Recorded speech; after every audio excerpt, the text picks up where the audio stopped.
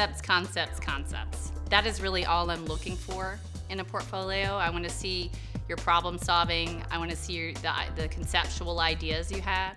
I'm not necessarily concerned with things looking pretty or things being trendy. It's really all about the concepts for me. 3 things. First, I look for creativity. Okay, can you solve problems? Can I give you an assignment and you can take it and run with it?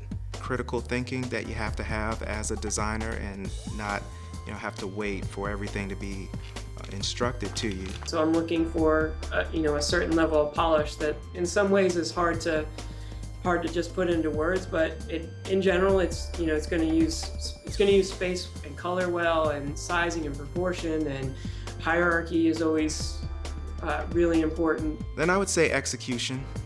Okay, so once you have that great concept, can you now use Illustrator, Photoshop, whatever piece of software that you're using to execute that concept and not have it look amateur? Definitely consistency. Strength comes from creating visual consistency. The number one thing from a business perspective, and keep in mind that's what you're looking at now from a business perspective moving forward, is that your portfolio should show your ability to create and deliver a message that sells. And then lastly, I would say presentation. How you present your work says a lot about you and how you approach your work. What I want to see is your thought process on what to do with that logo once you're done designing it. I want to see a letterhead. I want to see business cards. I want to see, a license plate.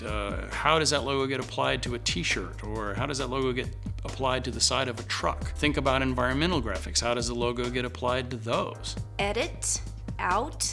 You don't need to show 100 things. I think, somewhere between 10 and 20, and be very focused in the imagery that you show, that it's your strongest work and the work that you're interested in doing. A great portfolio for me is 10 pieces of your best work, with consideration given to the arrangement of that work and the purpose for putting that work in your book. The order of your portfolio, the order of which you are presenting the images, I think is something that you need to pay a lot of attention to as well. Designers need to be able to showcase their awesome print work as well as any branding work that they've done, as well as interactive work. Websites are a big thing out there now. A lot more people are looking for designers or graphics people who are able to do video work. Just basically as wide of a skill set as you can get while you're in school. Just learn as much as you can, put it in your portfolio, make sure it looks good and it's well presented, because potential employers do look at that and they probably weight it quite a bit more than they would your resume. A portfolio that has that shows a bit of cleverness, I think inventiveness, those are things that can take it to the next level. I think the kind of work that delights and surprises, things that aren't predictable, that makes a great portfolio. Organizing that portfolio into showing your favorite projects at the right time, not always starting off with the best portfolio piece first. I like to put it right around number 3 or 4, and then hit them again right around 7 or 8 with another great piece. I never end with my weakest piece, ever.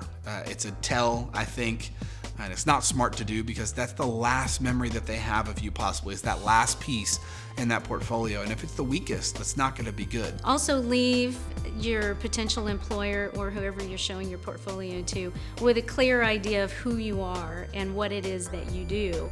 And one of those things that you want to show that you can do is to finish a job and to finish it well.